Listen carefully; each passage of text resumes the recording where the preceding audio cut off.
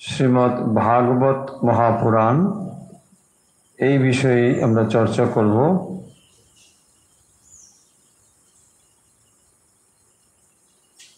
এর আগের দিনও আমরা এই বিষয়ে চর্চা করেছিলাম। আজ আমরা দ্বিতীয় দিন এই একই বিষয়ের উপর চর্চা করছি। আসুন আমরা শুরু করছি আজকে ভাগবত শ্রীমদ্ ভাগবত পুরাণ কথা। এর মঙ্গলাচরণ প্রথম স্কন্ধেই মঙ্গলাচরণ শ্লোক রয়েছে, কিন্তু আমরা মঙ্গলাচরণ শুরু করছি যে শ্লোকটি দিয়ে আমরা করব বলে আগে বলেছি, সেই শ্লোকটি এখন আমরা পড়ব। ওম মূকং করোতি বাচালম পঙ্গুং লঙ্ঘয়তে গিরিম यत्कृपातमहं वन्दे परमानन्दमाधवम्। मूकं करोति वाचालं पङ्गुं लङ्घयते गिरिं यत्कृपातमहं वन्दे परमानन्दमाधवम्।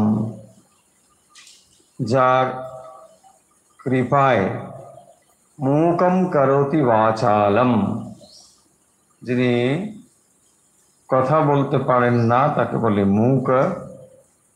সেই মূক তিনি আবার তার ঠিক উল্টো বাচালম, ভগবানের কৃপায় পঙ্গু লঙ্ঘয়তে গিরিম, যিনি পঙ্গু তিনিও গিরি লঙ্ঘন করে চলে যেতে পারেন, অর্থাৎ অসাধ্যকে সাধন করতে পারেন। ইয়ৎ কৃপা তমহম বন্দে, যার কৃপাতে এটি সম্ভব, তম অহম বন্দে পরমানন্দ মাধবম, সেই পরমানন্দ স্বয়ং ভগবানকে আমি বন্দনা করি।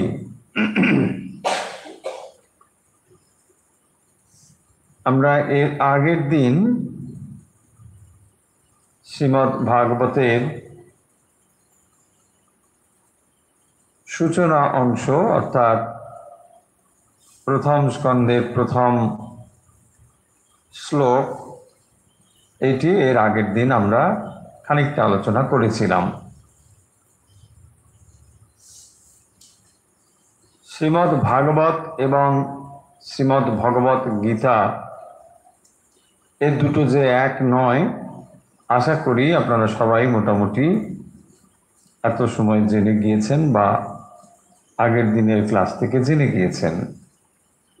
কারণ অনেকের ভেতরে এই কনফিউশন রয়েছে যে শ্রীমদ্ ভাগবত ও ভাগবত সব একই রকম, আকার দিলেও হয় আকার না দিলেও হয়, বাস।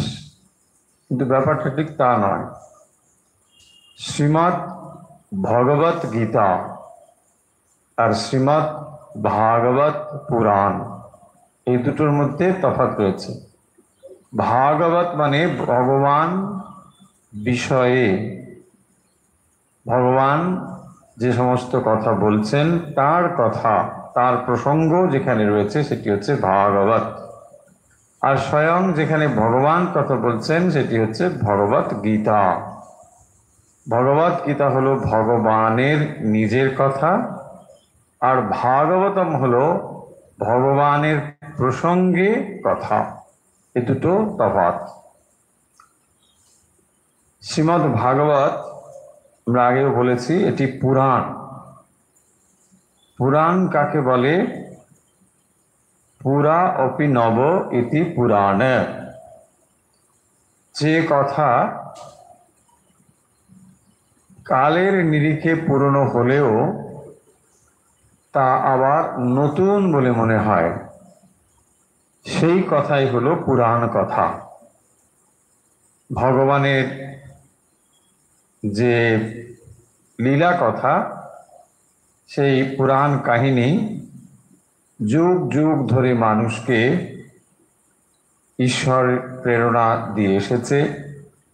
ভক্তি লাভের জন্য যুগ যুগ ধরে মানুষ বা সাধক এই শ্রীমদ্ ভাগবতের কাছে ঋণী থাকবে। শ্রীমদ্ ভাগবত আমরা একটু আগেই বললাম যে পুরাণ। পুরাণ কাকে বলে? আমাদের হিন্দু সনাতন ভাবনায় যা কিছু আমরা সম্পদ বিশেষ করে ধর্ম আধ্যাত্মিকতায় লাভ করি, তার উৎস হলো বেদ এবং উপনিষদ। এই বেদ উপনিষদ থেকে আমরা পরবর্তী সময়ে পুরাণ কাহিনী রূপে আর এক রকম গ্রন্থ দেখতে পাই।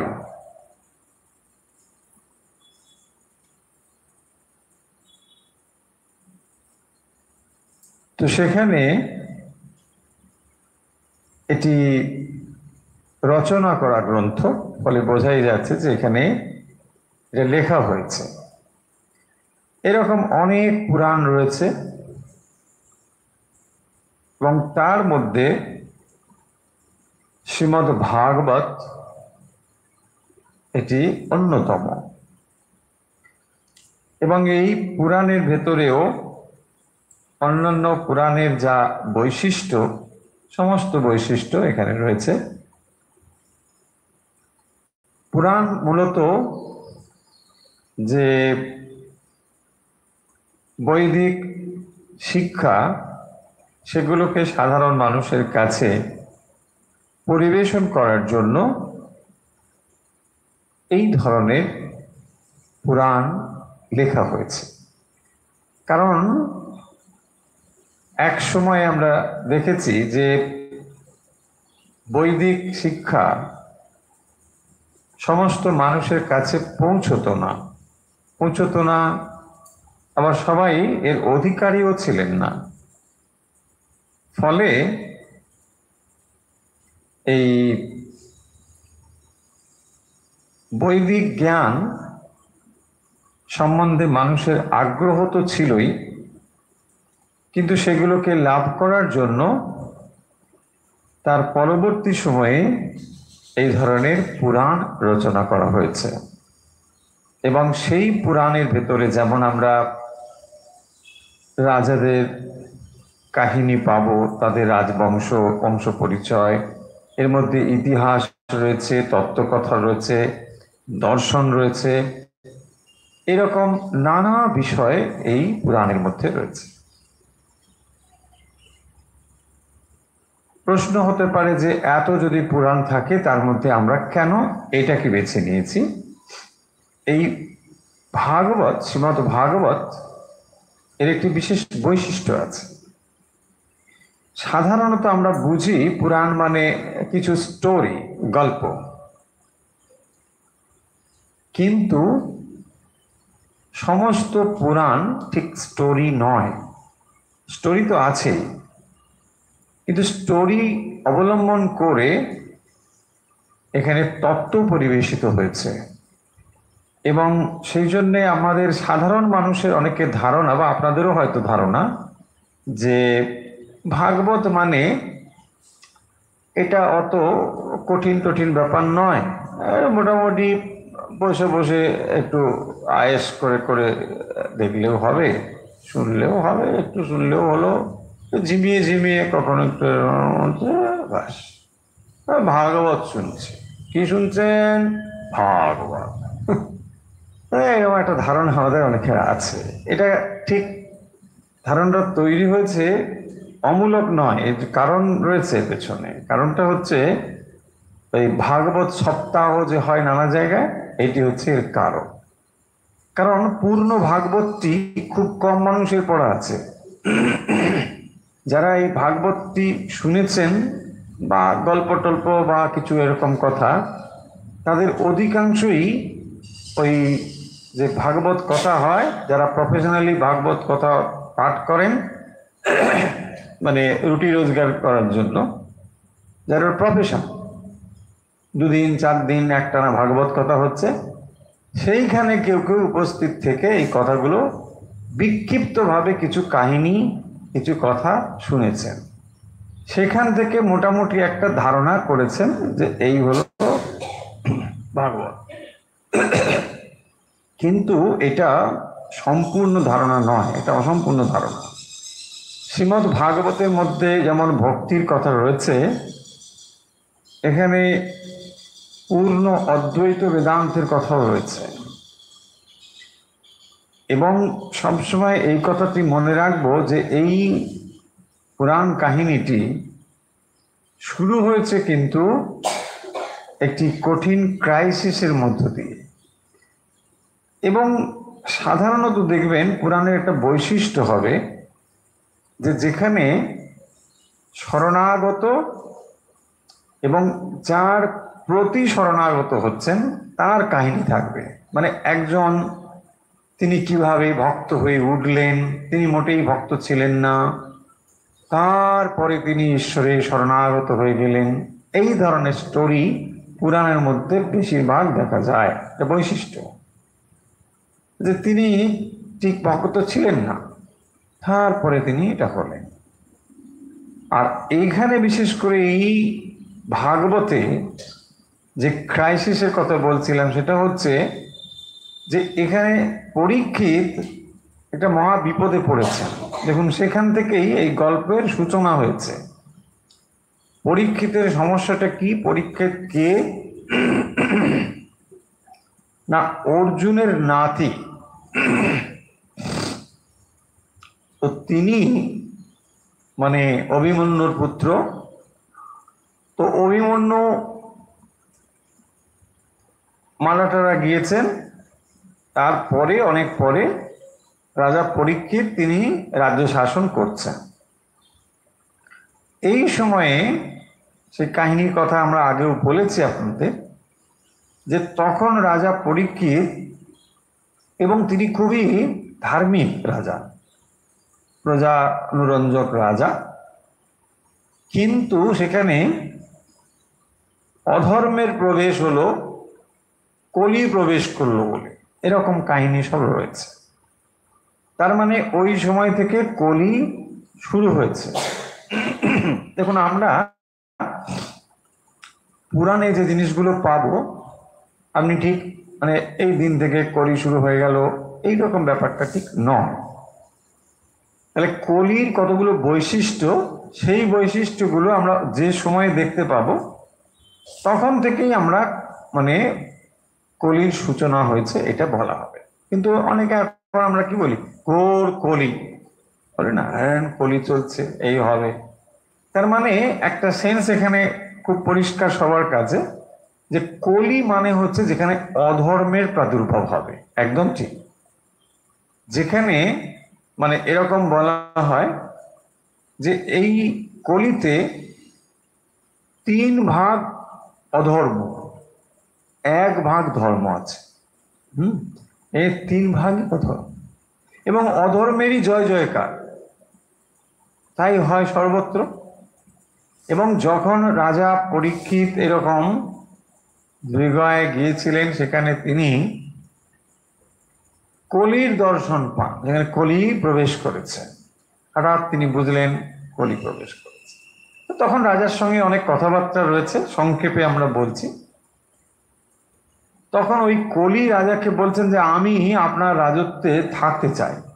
বলছে, আরে কি ব্যাপার, তুমি এখানে থাকবে না? আমি তাহলে সব রাজত্বে সব জায়গায় থাকবো না, আমাকে আপনি মানে কতগুলো জায়গা ঠিক করে দিন যেখানে আমি থাকবো। হ্যাঁ, রাজা তার কাছে যদি কেউ ধরুন উদ্বাস্তু আসে, রেফিউজি ক্যাম্প রাখতে হবে, রাজার কাজ সবাইকে স্থান দেওয়া। তো রাজা বললেন, তুমি যখন এসেছো কলি, তো ঠিক আছে থাকবে। তাকে 4টি জায়গা নির্দিষ্ট করে দিলেন প্রথম, যে এই 4 জায়গায় তুমি থাকতে পারবে। হ্যাঁ, তোমাকে সব জায়গায় রাজ্যে তুমি নানা জায়গায় ঘুরবে, এইটা হবে না। কোথায় কোথায় বলছেন, দ্রুত ক্রীড়া মানে জুয়া, জুয়া খেলা। এই জন্য দেখো এখন জুয়া খেলা খুব পপুলার আছে, তাই না? নানা জায়গায় জুয়া খেলা, এই অধর্মের জায়গা। তো সেই দ্রুত সেইখানে বলছেন যে এইখানে কিন্তু আমি থাকবো কলি। তো তারপরে বলছেন মদ্যপান, এই যে হ্যাঁ সব মিলে যাচ্ছে না, মিলে যাচ্ছে মদ্যপান। তারপরে বলছেন স্ত্রী সঙ্গ, আর চতুর্থটা হলো হিংসা। এই চারটি জায়গা মানে কলির জন্য রাজা পরীক্ষিত ঠিক করে দিলেন যে তুমি ঠিক আছে যখন বলছো থাকবে, কোনো কথাই শুনছো না, তো ঠিক আছে, এটা মানে হলো। এরপরে বলছেন আমার কিন্তু খুব মানে কম জায়গা হয়ে গেল, আপনি চারটে বললেন বটে কিন্তু এটা আমার ঠিক হলো না, আপনি আরো কিছু ভেবে বলুন। তখন বলছে ঠিক আছে, সুবর্ণ স্বর্ণ যেখানে আছে স্বর্ণটাও তোমার জন্য ছেড়ে দিলাম। হ্যাঁ, স্বর্ণ যেখানে সেখানে তুমি থাকতে পারো। এই রকম ভাবে আমরা দেখব যে কাহিনী এইভাবেই তখন কলি প্রবেশ করছেন এই জায়গাতে। এবং দেখুন তারপরে রাজা তখন দেখলেন যে অধর্ম এত প্রবল হয়ে উঠছে, যখন তিনি এরপরের কাহিনী ওই যে যেখানে রাজা মৃগয়াতে গিয়ে ওই শ্রমিক ঋষিকে মৃত সর্প গলায় দিয়ে দিয়েছিলেন, এইটার কারণ হচ্ছে তার মাথায় তখন সোনার মুকুট ছিল। এই স্বর্ণ যেখানে সেখানে কলি ঢুকে পড়েছে। হ্যাঁ, এখন আপনি প্রশ্ন করতে পারেন না সিটি গোল্ড টোল এসব সেখানে আছে কিনা, আমি জানি না। হ্যাঁ, গোল্ড আছে, সুবর্ণ আছে, সিটি গোল্ড কি সিটি গোল্ড আমি জানি না সেখানে আছে কিনা, এনিওয়ে গোল্ড হচ্ছে। দেখুন তাহলে শ্রীরামকৃষ্ণ যে যুগে এসে বললেন কামিনী আর কাঞ্চন, দেখুন মিলে যাচ্ছে কিন্তু। ওখানে প্রথমে 4 নম্বরে 3 নম্বরে স্ত্রী সঙ্গ বলেছেন, আর এখানে গোল্ডটা ও জোর করে নিল। হ্যাঁ, বলছে না ও চারটে হবে না, আমাকে গোল্ডটাও দিয়ে দাও, বলে গোল্ড হয়ে গেল। তার মানে কামিনী অ্যান্ড কাঞ্চন ওইটা এসে শ্রীরামকৃষ্ণ এবারে বলে চলে গেলেন, তো সেটা অনেক আগেই হয়েছিল। তারপরে রাজা দেখছেন যে আরে আমার অবস্থা এরকম তো কোনোদিন হওয়ার কথা নয়। তিনি সন্ন্যাসীদের সম্মান করেন, ঋষিদের সম্মান করেন, অথচ ওই ঋষিকে তিনি মানে ওরকম একটা মরা সাপ তার গলায় ঝুলিয়ে দিচ্ছেন। হ্যাঁ, হঠাৎ তার মনে হলো আরে কি হলো, এরকম কেন আমি করলাম।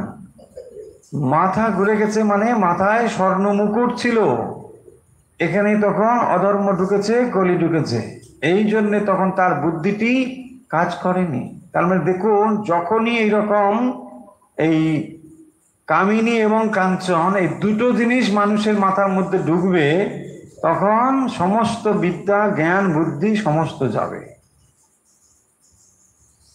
এবং রাজা পরীক্ষিতের ঠিক এই অবস্থা হওয়ার ফলে শ্রমিক ঋষির পুত্র হচ্ছে শৃঙ্গী তার নাম, সেই শৃঙ্গী ঋষিপুত্র সে পাশে খেলা করছিল। তো তারপরে তার বন্ধুরা গিয়ে তাকে বলল যে আরে তুমি এখানে মজা করে খেলো আর তোমার বাবাকে দেখো যে সাপ গলায় নিয়ে বসে আছে। হ্যাঁ, বলিস কি বাবা সাপের গলায়। তারপরে ঋষিপুত্র তো ঋষি হলেও মানে ভালোই হবে তাই না, লঙ্কা ছোট হলেও ঝাল হয় তাই না, তো সেরকম খুবই ঝাল, ভালোই ঝাল। কিরকম, তিনি সঙ্গে সঙ্গে বুঝে গেলেন যে এইটা হচ্ছে রাজা পরীক্ষিত, আর তিনি সঙ্গে সঙ্গে অভিশাপ দিয়ে দিলেন যে এই অপমান রাজা করেছে, তার মাত্র 7 দিন তিনি বেঁচে থাকবেন, তার বেশি কিন্তু বাঁচতে পারবেন না। এবং কি হবে, তক্ষক সর্প গিয়ে তাকে মেরে ফেলবে। এইভাবে ভয়ঙ্কর একটা অভিশাপ হয়েছে।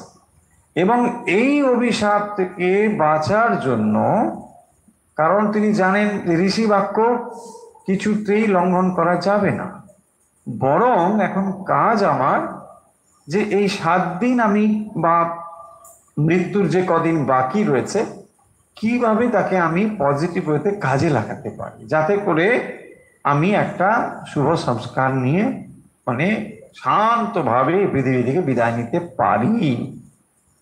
এই প্রিপারেশন নিয়েই একেবারে এই অবস্থা থেকেই শ্রীমদ্ ভাগবত শুরু হয়েছে। ফলে এটা মজা করার জায়গা কিন্তু নয়। আমরা ভাবি যে না, ভাগবত মানে শুরু হয়ে গেল মজা, ও গীতা টিতা বড় কঠিন।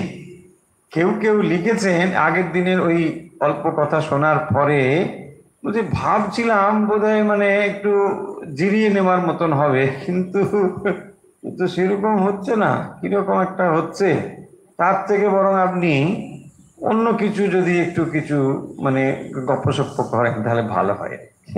মানে বুঝতেই পারছেন আমাদের টেন্ডেন্সিটা হচ্ছে মানে ওই রকম একটা মানে এন্টারটেনমেন্ট, হ্যাঁ, স্পিরিচুয়াল এন্টারটেনমেন্ট।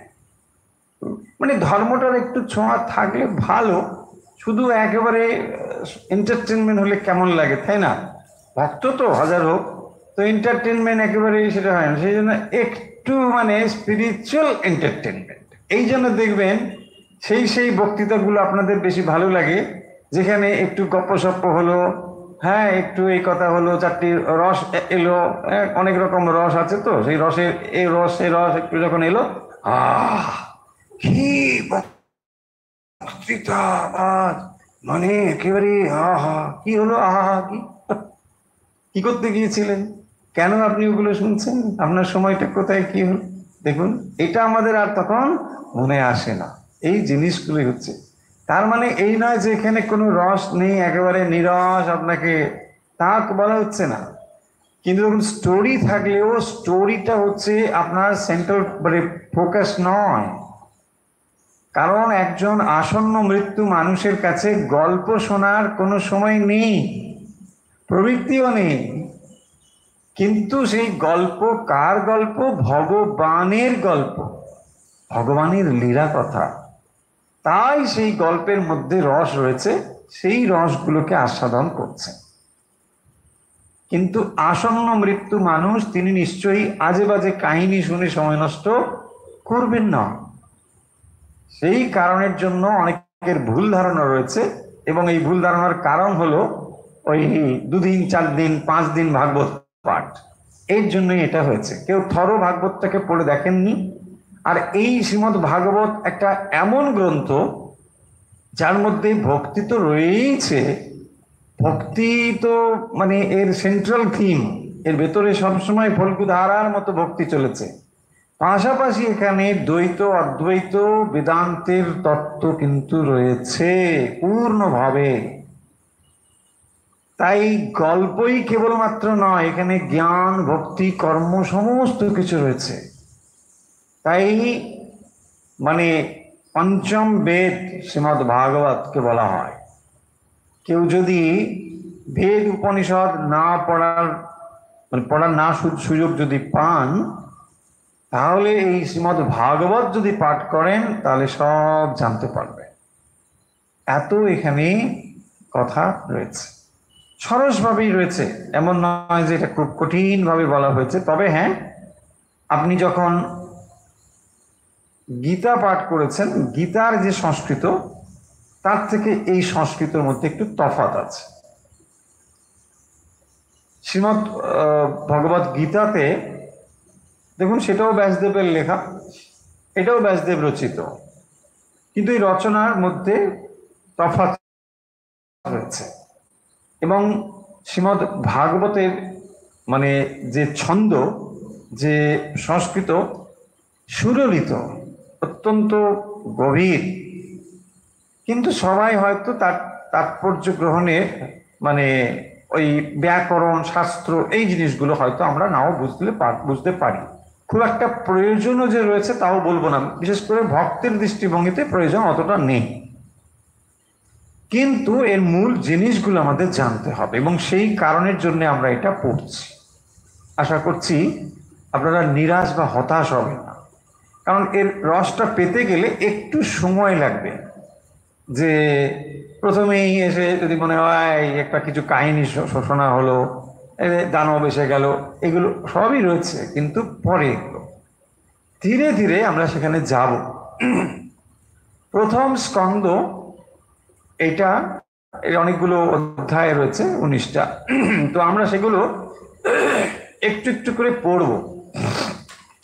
এর সব কটা শ্লোক যে আমরা পড়বো তা নয়। যেমন ভগবত গীতা আমরা পড়েছি, প্রত্যেকটা শ্লোক ধরে, তা হয়তো দরকার হবে না।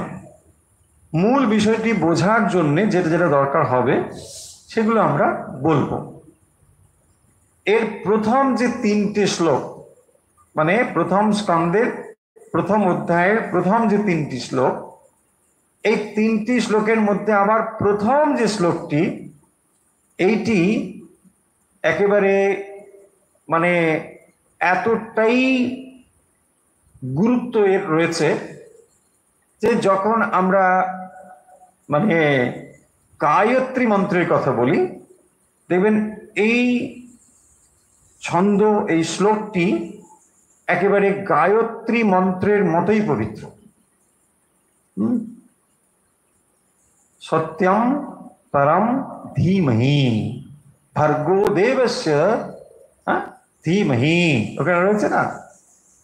তো যখন আমরা দেখছি যে গায়ত্রী মন্ত্র যে যে স্টাইলে বলা হয়েছে, ভূর্ভুবস্য তৎসবিতুর্বরেণ্যম ভর্গো দেবস্য ধীমহি ধিয়ো য় ন প্রচোদয়াৎ, ঠিক একই গুরুত্ব দেওয়া হয় এই মন্ত্রটিকে। কোন মন্ত্র? প্রথম স্কন্ধের প্রথম মন্ত্র। এবং এই মন্ত্রটিতে যে কথা বলা হয়েছে ধীমহি, আমরা ধ্যান করি। কার ধ্যান করি? না পরম সত্যের ধ্যান করি। সত্যম পরম ধীমহি, সেই পরম সত্যের ধ্যান করছি। কে সেই পরম সত্য? না যিনি হচ্ছেন জন্মাদ্যস্য যতঃ, জন্মাদ্যস্য যতঃ, যার থেকে এই সমস্ত কিছু উৎপন্ন জাত হয়েছে। এই যে পরিদৃশ্যমান প্রপঞ্চ জগৎ, তার থেকেই, সেই পরমেশ্বর থেকেই উৎপন্ন হয়েছে। জন্মাদ্যস্য যতঃ, জন্মাদি, তার মানে তজ্জ তৎল তজ্জলান ইতি রয়েছে উপনিষদে মন্ত্র, তজ্জলান, তজ্জ তৎল, সেখান থেকে তজ্জলান, মানে যেখানে জাত হচ্ছে, যেখানে স্থিত হচ্ছে এবং লয় প্রাপ্ত হচ্ছে, তজ্জলান। তো সেই পরমেশ্বর থেকেই এই সমস্ত কিছু উৎপন্ন হয়েছে। জন্মাদি মানে জন্ম, স্থিতি, লয়, এই সমস্ত কিন্তু সেই পরমেশ্বরই তার কারণ। এবং তারপরে আমরা যে পরবর্তী অংশটি, অন্যয়াদি ইতরত স্বার্থেষু অভিজ্ঞ স্বরাট তেনে ব্রহ্মহৃদাজ আদি কবয়ে মুহ্যন্তি যৎসুরয়ঃ, এই পর্যন্ত এর আগের দিন আমরা বলেছিলাম। পরবর্তী অংশ আজকে আমরা পড়ছি, দেখুন। তেজো বারি মৃদাম যথা বিনিময়ো यत्र त्रिसर्गो मृषा धम्ना स्वेन सदा निरस्त कुहकम सत्यम परम धीमहि। तेजो वारि मृदाम यथा विनिमयो यत्र त्रिसर्गो मृषा धम्ना स्वेन सदा निरस्त कुहकम सत्यम परम धीमहि। আমি সেই পরম সত্যের ধ্যান করি। কে সেই পরম সত্য? তার বর্ণনা দুটি লাইনে বলার পর পরে বলছেন তেজো বারি মৃদাম যথা বিনিময়। তাহলে কি হয়? তেজ বারি মৃদাম, মৃদা মানে মাটি, তাহলে সূর্য কিরণ, জল এবং মাটিতে यथा विनिमयो यत्र त्रिसर्ग अमृषा। ত্রিসর্গ কথার অর্থ হচ্ছে সত্য, রজ, তম। ত্রিসর্গ অমৃষা, মৃষা মানে মিথ্যা, অমৃষা মানে তার উল্টো, সত্য। তাহলে যত্র ত্রিসর্গ অমৃষা কিরকম হয়? তেজো বারি মৃদাম যথা বিনিময়, তাহলে সূর্য কিরণ, জল এবং মাটিতে যেমন ভাবে ভ্রম তৈরি হয়, ঠিক সেরকম বলছেন যে যেটা সেখানে নেই যেন সেখানে সেটা রয়েছে বলে মনে হয়। তেজ ও বাড়ি মৃত্তিকায় যেমন অন্যের প্রতীতি হয়, একটাকে আরেকটা বলে ভুল হয়। কিরকম? মরীচিকায় সূর্যের কিরণের ফলে বালিতে আমরা জল বলে মনে করি, আবার মাটিতে জল বুদ্ধি হয়, মৃত্তিকায় আছে, কিন্তু সেটাকে দর্পণের মতো এমন স্বচ্ছ, সেখানে আমরা জল বলে মনে করছি, আসলে সেটা হয়তো দর্পণ। এরকম। তারপরে বলছেন যে এই রকম যে আমাদের হয় মৃদাম, মৃত্তিকাতে বাড়ি বা বালিতে মৃত্তিকা, এরকম যে ভুল হয়, সেই ভুলটি মানে এই ভ্রান্তি, এটা বলছেন যে এই যে ভ্রান্তি, সেই রকম পরমেশ্বরে সত্য রজ তম মায়ার সৃষ্টি সত্য রূপে প্রতীত হয়। পরমেশ্বরের উপরে কি আছে? সত্য রজ তম। এই মায়ার ফলে সেটাকে সত্য বলে প্রতীত হচ্ছে। কোনটাকে? এইটাকে, এই পরিদৃশ্যমান জগৎকে সত্য বলে মনে হচ্ছে। কিরকম? তেজ বারি মৃদাম যথা, বালিতে যেমন দেখে আপনার মনে হয় যেন জল চিকচিক করছে, ওখানে জলই রয়েছে, কারণ আপনি তৃষ্ণার্ত, জলের অপেক্ষা করেন, তাই আপনি বালিতে জল দেখছেন। তাহলে এই যে ভ্রম হয়, তেজ বারি মৃদাম যথা বিনিময়, মানে একটা আর একটার উপরে আরোপিত হওয়ার ফলে যে ভ্রান্তি বা ভ্রম হয়, সেই ভ্রমটা কোথায় হয়? এই পরমেশ্বরেও আমাদের সেই ভ্রম হচ্ছে। দেখুন, সেই পরমেশ্বরই রয়েছেন, কিন্তু ত্রিসর্গ মৃষা, ত্রিসর্গ সত্য রজতম, এই সত্য রজতম হচ্ছে মায়ার গুণ।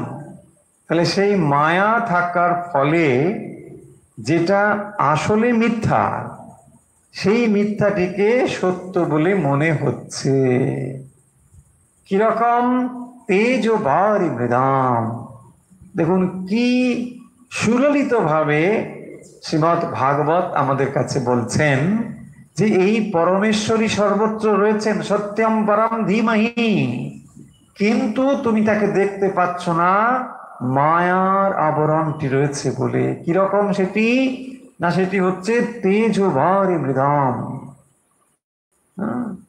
এইগুলো যখন একটির উপর আরেকটি আরোপিত হয়, তখন ভ্রান্তি তৈরি হয়, এবং সেই ভ্রান্তি দর্শনের ফলে সত্যটাকে আমরা না দেখতে পেয়ে ভুল জিনিসটির প্রতি আকর্ষিত হই। তাহলে এই জগতের পেছনে যে আমরা ছুটে চলেছি, এটি মিথ্যা দর্শনের ফলে, সত্য জ্ঞান না থাকার ফলে এই মিথ্যা জ্ঞান হচ্ছে, এবং তার ফলে আমরা ধাবিত হচ্ছি, মিথ্যা জিনিসটিকে গ্রহণ করবার জন্যই ধাবিত হচ্ছি। দেখুন, মিথ্যা যেটা সম্পূর্ণভাবে মিথ্যা, সেইটাকে আমরা সত্য বলে ভাবছি। কেন? এখানে এক্সাম্পল দিয়ে বুঝিয়ে দিচ্ছেন যে যদিও সেখানে বালি রয়েছে, কিন্তু এই সূর্যের কিরণ সেখানে এমন ভাবে পড়ছে যে তুমি বিভ্রান্ত হয়ে যাচ্ছ। হরিণ বিভ্রান্ত হয়ে যাচ্ছে, হরিণ ছুটে যায় মরুভূমিতে জলের জন্য, যে ওখানে জল আছে বলে সে ছুটে যাচ্ছে, কিন্তু আসলে সেখানে জল নেই। দুর্যোধন ওই প্রাসাদে প্রবেশ করছেন, দ্রৌপদী সেখানে রয়েছেন, এটা মূল মহাভারতে কিন্তু নেই, ঘটনাটা অন্য জায়গায় প্রক্ষিপ্ত। যাই হোক, সেটা নয়। তো সেখানে তিনি দেখছেন যে জলটাকে তার স্থল বলে মনে হচ্ছে। হ্যাঁ হ্যাঁ, তারপরে এক জায়গায় গিয়ে দেখছেন এটা দেখে মনে হচ্ছে না, এটা তো ঠিকই আছে, স্থলই মনে হবে। তারপরে গিয়ে পড়লেন একবার জলের মধ্যে। হ্যাঁ, এই যে সত্যটাকে তিনি ধরতে পারছেন না।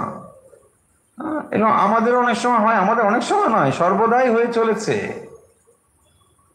আপনি দেখবেন কোন একটা জায়গায় খুব যখন একবারে সুন্দর ট্রান্সপারেন্ট গ্লাস দিয়ে মোড়া থাকে চারিদিকটা, আপনি তখন বুঝতেই পারেন না কোনটায় কোন দিকে ঢুকছেন, মানে বোঝাই যায় না যে এইদিকে ওয়ালটা ঠিক না এইদিকে ওয়ালটা, নাকি ওইদিকে কোনটা দিয়ে যাবেন আপনি বুঝতেই পারবেন না। যদি আপনি একা হয়ে যান তাহলে তো মানে মুশকিলই হবে, বেরোতেই পারবেন না। কারণ কোনটা যে সত্যিকারের ওয়াল আর কোনটা যে রিফ্লেক্টেড ওয়াল বুঝতেই পারবেন না। আপনি আপনি গিয়ে জোর একটা ধাক্কা খাবেন।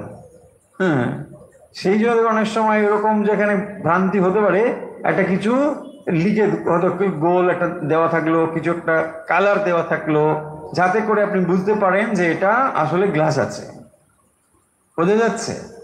এই যে ভ্রান্তিটা হয় আমাদের প্রাত্যহিক জীবনে, ভ্রান্তির অভিজ্ঞতা রয়েছে। এই ভ্রান্তিটাকেই বলছেন যে যেমন সত্যটাকে আমরা তখন কি করছি দেখুন, ভুল করে দেখছি। এখানে যে আপনি ভুল দেখছেন এটা তো একেবারেই সত্য, কিন্তু এইটাকেই আপনার ভুলটাকে তখন সত্য বলে মনে হচ্ছে। ঠিক সেরকম ভাবে এই জগৎটাকেও আমাদের, যেভাবে আমরা জগৎটাকে সত্য বলে মনে করছি, বাস্তবিক জগৎ সেভাবে নয়। কি তাহলে? পরমেশ্বর বলছেন জ্ঞানমাদ্যস্য যতঃ, সেই যতঃ মানে পরমেশ্বর, পরমেশ্বর থেকেই এটা সৃষ্টি হয়েছে এবং তিনি হচ্ছেন চৈতন্য স্বরূপ। সেই চৈতন্য স্বরূপ থেকেই এই সমস্ত কিছু সৃষ্টি হয়েছে। এই গূঢ় কথাটি শ্রীমদ্ ভাগবত প্রথমে মনে করিয়ে দিচ্ছেন। তেজো বারি মৃদাম যথা বিনিময় যত্র ত্রিসর্গ অমৃষা।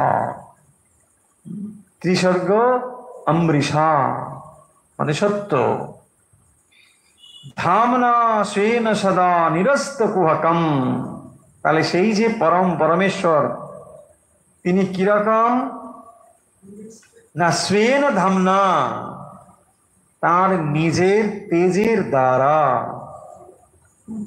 স্বেনা নিজের ধামনা নিজ তেজের দ্বারা সদা সর্বদা সমস্ত অবস্থাতেই, মানে অতীত বর্তমান ভবিষ্যৎ সর্বাবস্থাতেই তিনি কিরকম না নিরস্ত কুহকম।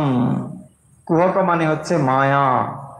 নিরস্ত কুহকম যার মধ্যে মায়া দূরীভূত হয়েছে, মায়া কপটতা দূরীভূত হয়েছে যার, নিরস্ত কুহকম। সেই যে সত্যম পরম তারই ধ্যান করি ধীমহি। একমাত্র সেই পরমেশ্বরই রয়েছেন, কিন্তু সেই পরমেশ্বরকে আমরা ভ্রান্তিবশত এই জগৎ রূপে প্রতিভাত হতে দেখছি। কিরকম ভাবে না, সর্বদাই এই ভ্রান্তি আমাদের অনুভূত হয়। প্রাত্যহিক জীবনে আমরা সর্বদাই ভ্রান্তি অনুভব করছি। ঠিক সেই রকম ভাবে ভ্রান্তি পরমেশ্বর সবকিছুর মধ্যে থাকা সত্ত্বেও আমরা পরমেশ্বরকে না দেখে আমরা কেবল এই জড় জগৎকে দেখছি। এই ভ্রান্তি দৃষ্টি, কিন্তু যে পরমেশ্বর তার মধ্যে কি না, তিনি হচ্ছেন নিরস্ত কুহকম। তার মধ্যে কোনো মায়া নেই, তার মধ্যে কোনো অজ্ঞান নেই, তার মধ্যে কোনো মানে অবিদ্যা নেই। তিনি কিন্তু নিরস্ত কুহকম। তিনি মায়াকে অবলম্বন করে সৃষ্টি করেন ঠিকই, কিন্তু তার মানে এই নয় যে তিনি মায়ার অধীন। তিনি মায়ার অধীন নয়। সেই জন্য বলছেন নিরস্ত কুহকম, তার মধ্যে কোনো মায়া নেই। তিনি সম্পূর্ণ মায়া তিরোহিত, কিন্তু তিনি অবিদ্যা মায়াকে তার প্রয়োজনে তিনি কাজে লাগান, এবং সেই মায়ার গুণ হচ্ছে সত্য, রজ এবং তম। এই সত্য, রজ, তম এইটি প্রবল হওয়ার ফলে জীব পরমেশ্বরের স্বরূপকে না জেনে এই ভ্রান্ত রূপে দর্শন করে। সেই ভ্রান্তিহীন যে পরম সত্য, আমরা তার ধ্যান করি। ধামনাশেন সদা নিরস্ত কুহকম সত্যম পরম ধীমহি। সেই পরম সত্যের ধ্যান করি। দেখুন তাহলে এই মন্ত্রটি, এই শ্লোকটি আমরা আরেকবার পড়ে দিই। এই কারো কারোর কাছে বই নেই, বা কেউ কেউ তো বই ফলোই করছেন, পিডিএফ আমরা একটু দেরি করছি, পাঠিয়ে দেবো, তাড়াতাড়ি পেয়ে যাবেন। এই মন্ত্র শ্লোকটি আমরা এর আগের দিন পড়েছি, এটি আপনি ফলো করতেও পারেন, মানে এমন কিছু নয়, কঠিন কিছু নয়। যে কথাগুলো রয়েছে বারবার বলছি, দেখুন। জন্মাদ্যস্য যত অন্নয়াদি তর তস্যার্থেষু বিজ্ঞ স্বরাট তেনে ব্রহ্ম হৃদাজ আদি কবয়ে মুহ্যন্তি যৎ সূরয়ঃ তেজো বারি মৃদাম যথা বিনিমयो যত্র তিসর্গো মৃষা ধামনাশেন সদা নিরস্ত কুহকম সত্যম পরম ধীমহি। সেই পরমেশ্বর যিনি এই জগতের আদি কারণ, সমস্ত সৃষ্টির যিনি আদি কারণ। জন্মাদ্যস্য যতঃ যত অন্নয়াদি ইতরত। আমরা এর আগের দিন কেউ কেউ বলেছেন যে এই অন্নয়াদি ইতরত ব্যাপারটা কি। এটি একটি টেকনিক্যাল টার্ম। অন্নয়াদি ইতরত মানে এখানে একটি সম্বন্ধ রয়েছে, এটাকে বলা হয় অন্বয় আর একটা ব্যাথি রেখা। অন্বয় ব্যাথি রেখা। অন্বয় টেকনিক্যাল ব্যাপারটা কি, তার মানে একটি থাকলে আরেকটি থাকবে, তাকে বলা হয় অন্বয় সম্বন্ধ। একটি থাকলে আরেকটি থাকবে। কিরকম না, যেখানে যেখানে ধূম রয়েছে সেখানে সেখানে অগ্নি রয়েছে। ধূম্র এবং অগ্নি, এটা হচ্ছে অন্বয় সম্বন্ধ।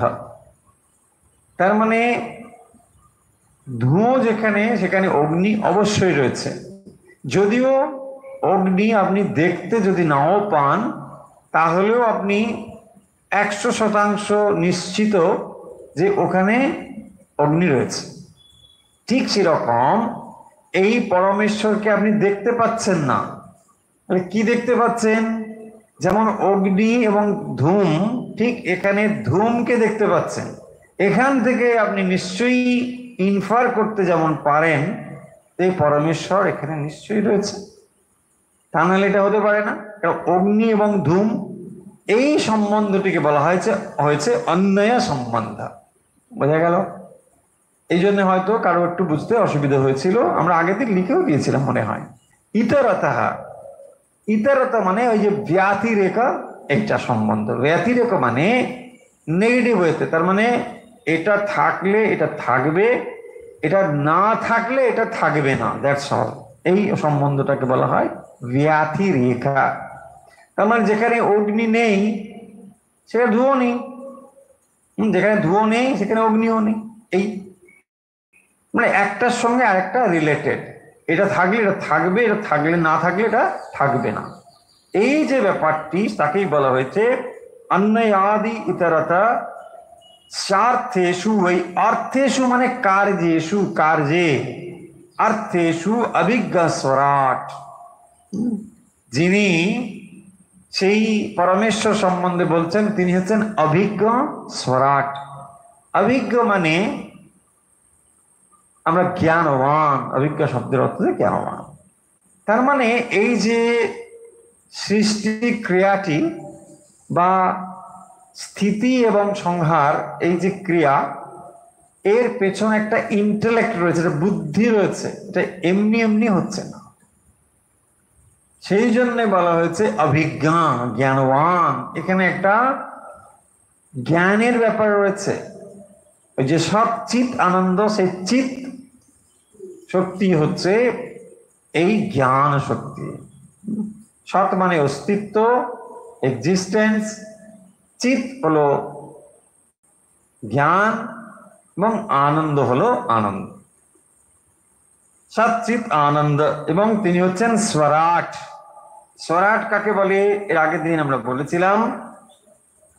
স্বরাট মানে হচ্ছে যিনি স্বতঃ প্রকাশিত হতে পারেন, তাকে বলা হয় স্বরাট।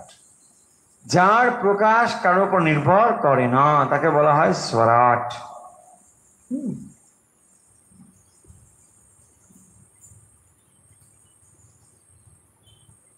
तेने ब्रह्म हृदय जो आदि कवये मुह्यन्ति यत् सूरयः।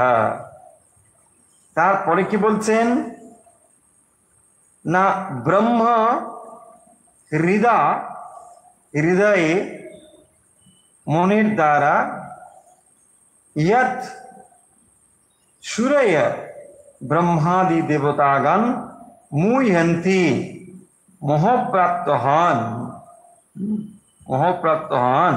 तेने ब्रह्म हृदय आदि कवये मुह्यन्ति यत् सूरयः।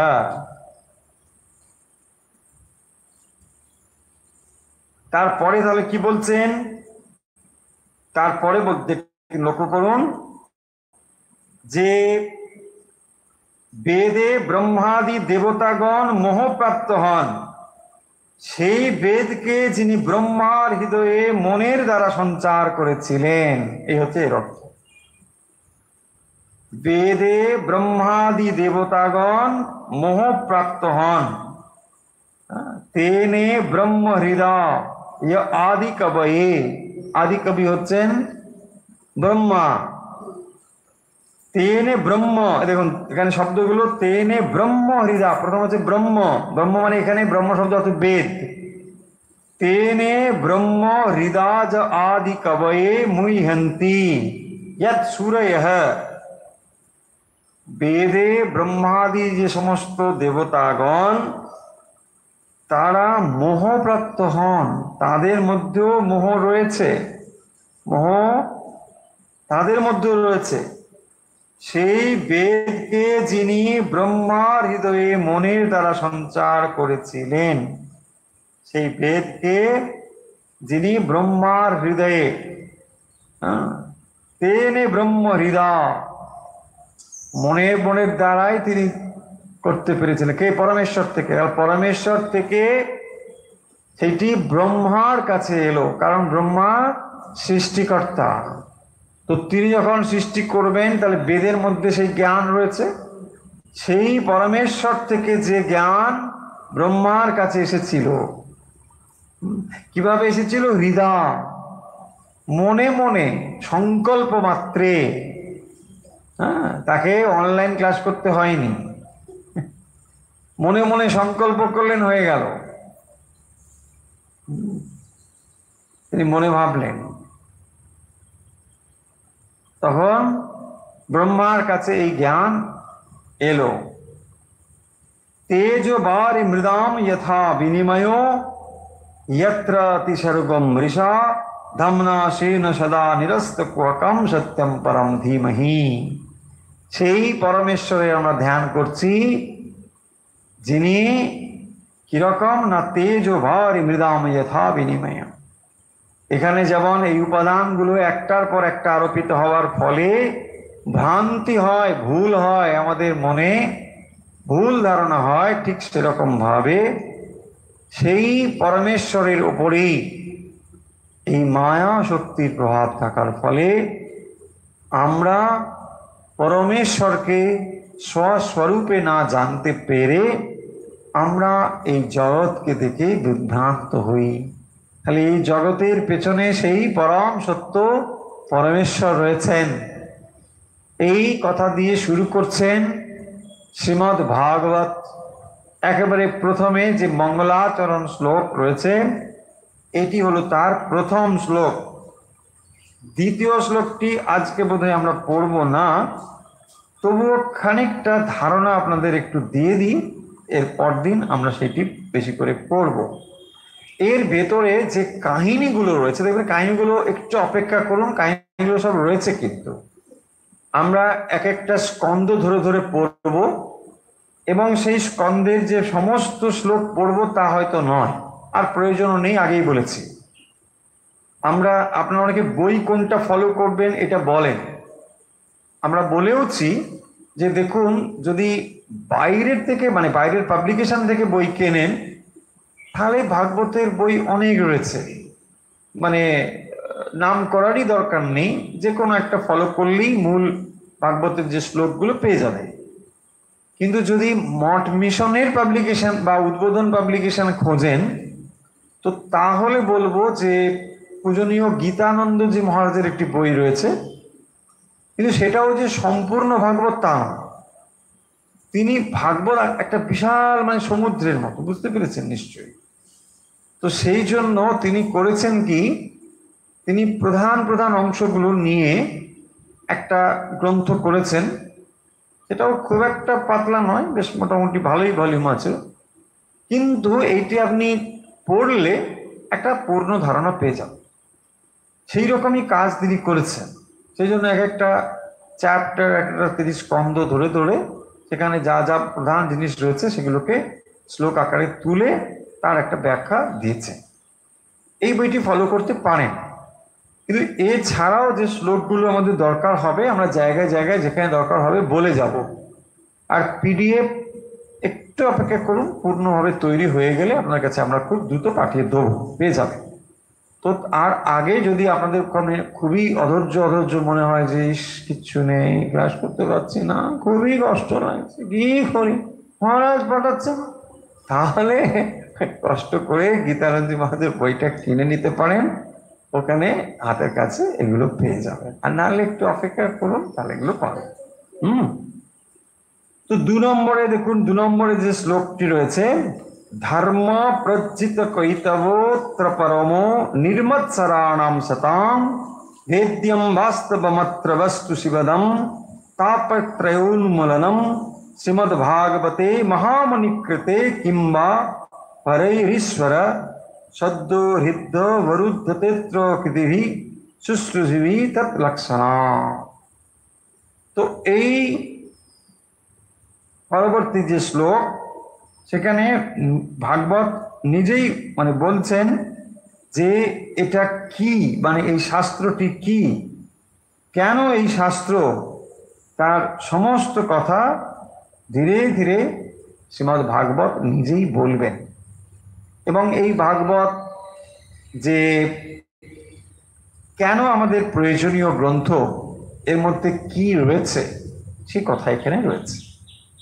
আমরা সেখান থেকেই পাঠ শুরু করেছি, প্রথম স্কন্ধ প্রথম অধ্যায় থেকে। কোনো কোনো এডিশনে দেখবেন একেবারে প্রথমের দিকেই এর মাহাত্ম্য রয়েছে।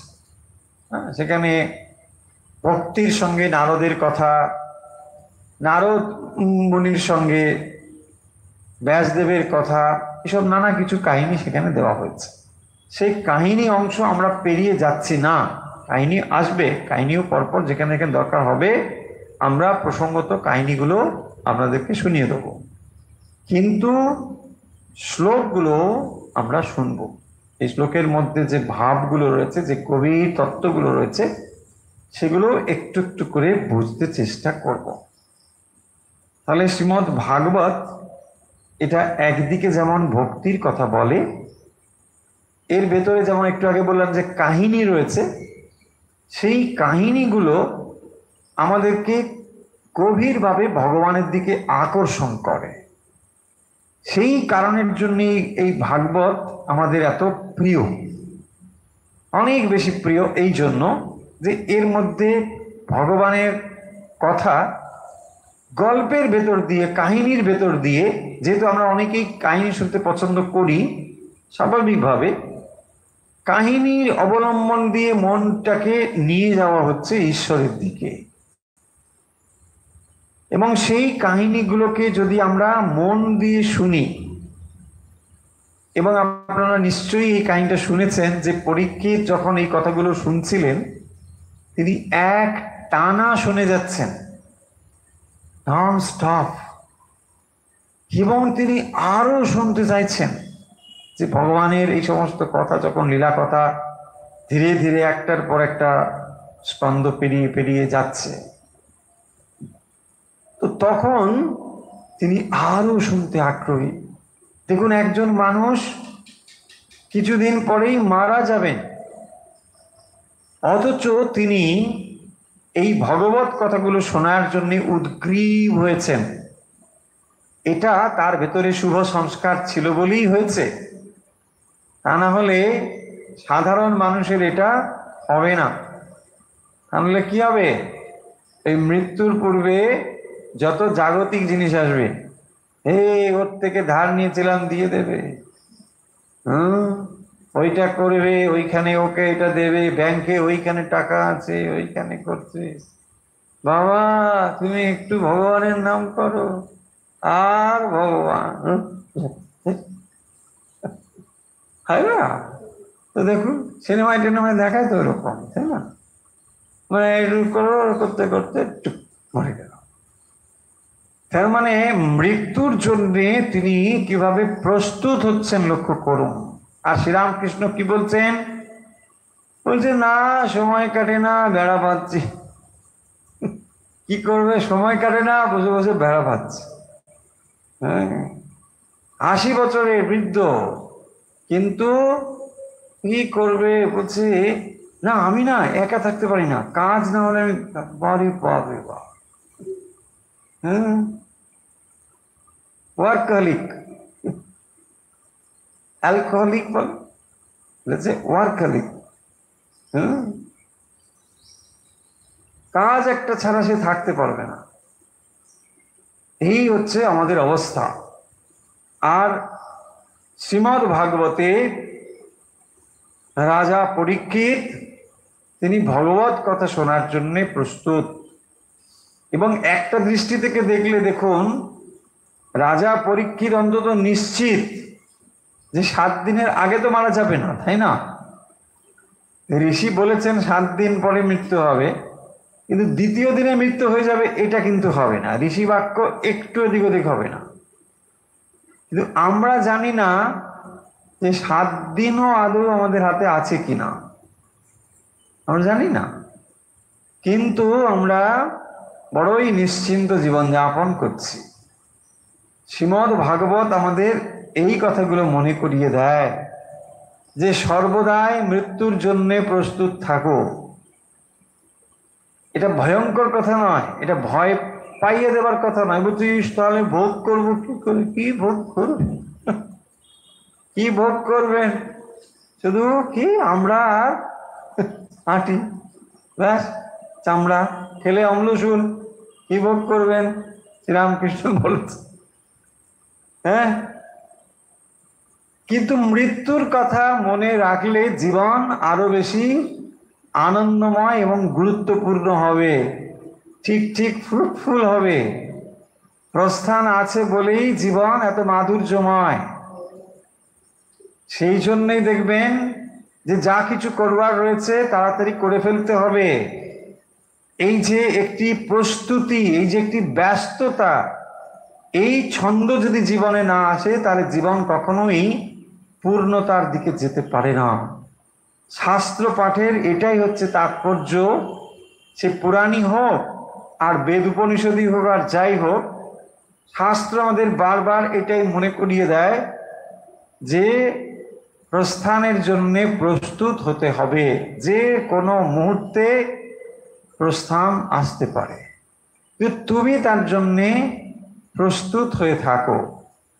শাস্ত্রগুলো এটাই বারবার মনে করিয়ে দিচ্ছে। কিন্তু আমরা সাধারণ মানুষ এগুলোকে মানে সত্য জেনেও আমরা চোখে মানে হাত দিয়ে ঢাকা দিয়ে বসে থাকতে চাই। না না না, এই সব মৃত্যু। স্বামীজিকে একবার এক যুবক প্রশ্ন করেছিল যে স্বামীজি, যদি আমরা মৃত্যু মৃত্যু চিন্তা করি তাহলে জীবনটাকে ভোগ করবো কি করে? স্বামীজি বলছেন, তো তুমি যদি নাই চিন্তা করো কিছু, তাহলেও কি তুমি মৃত্যুকে এড়াতে পারবে? পারবে না। মৃত্যু এসে হাজির হবেই। তাহলে মৃত্যু যেটা এসে হাজির হবে, তুমি প্রস্তুত হয়ে যদি তার সামনে যাও, এটা ভালো নাকি অপ্রস্তুত হয়ে যাবে ভালো? তাই না? ধরুন কালকে আপনার একটা পরীক্ষা আছে, আপনি হঠাৎ করে হাজির হয়ে গেলেন, তার থেকে আপনি যদি প্রস্তুত হয়ে যান খানিকটা, তাহলে বেটার হবে কিনা? বলছে না, আমি ঠিক আছে, মেন্টালি প্রিপেয়ার আছি। এক্স্যাক্টলি ওটাই স্বামীজি বলছেন, যে মৃত্যু আছে এটা তো সত্যই, তুমি তাকে যতই ঢেকে রাখো, বলছো না না না না, তো এসব বলতে নেই। হ্যাঁ, এসব বলতে নেই, রাত্রে তো বলতেই নেই, একদম বলতে নেই, শব্দ কিচ্ছুতেই বলতে নেই। না বললে কি হবে? না বললে কি তিনি আসবেন না? ঠিক সময় এসে যাবে। বলছে না, আমার ঘড়ি একটু ভুল চলছে, তুমি এখন এসো না যাও। বলছে না না, আমার ঘড়ি আলাদা আছে, তোমার দেখে নাও, তোমার কোথা থেকে ঘড়ি কিনেছো। তাই না? একদম 1 সেকেন্ড এদিক ওদিক হবে না। দেখুন, এটাই জীবন, এখানে হতাশ হওয়ার কিছু নেই। সত্যটাকে সত্যভাবে সহজভাবে নিতে হবে এবং নিয়ে আপনাকে এগোতে হবে। দেখবেন, কেউ আমরা পূর্ণ জীবন পাই, কেউ আমরা পাই না। কারো জীবন দেখবেন 10 বছর চলে, কারো বা 100 বছর চলে, কারো আরো বেশি, কম, কারো আরো কম। এই তো জীবন। কিন্তু এটা স্থায়ী নয়, এটা অত্যন্ত ক্ষণস্থায়ী একটা সময়। রাজা পরীক্ষিত মাত্র 7টি দিন সময় আর তার রয়েছে, এবং সেই 7 দিন তিনি কিভাবে কাটাবেন ভালোভাবে, তার জন্য তিনি একটা প্রস্তুত হচ্ছেন। ঋষি মুনিদের সামনে বসে এই শ্রীমদ্ ভাগবত কথা শুনছেন, যাতে করে তার মনের উপরে এই গুড ইমপ্রেশনটা তৈরি হয়।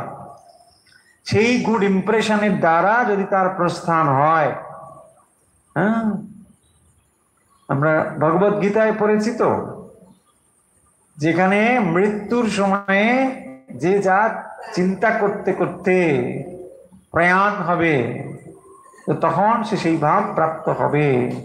তাই অ্যাকশনকে যদি আমরা খুব ডিপলি করতে থাকি, তাহলে সেটা সংস্কারে রূপান্তরিত হবে, এবং সেই সংস্কারই আপনাকে পরবর্তী সময়ে একটা উচ্চ উচ্চ ভাব দেবে। সেই কারণের জন্য বলছে। এই জন্য অনেকে দেখবেন বলেন যে অনেক বয়স হয়ে গেছে, এখন আর যদি আগে জানতে পারতাম, কিচ্ছু হতো না। এটা আপনার মনে হয়। আগে জানলে আপনি এগুলো, অনেক দেরি আছে। এখন দাঁতগুলো অনেক শক্ত, তারপরে চুলগুলো এখন কালো, তাই না? এখন কেউ সব হবে? হতো না।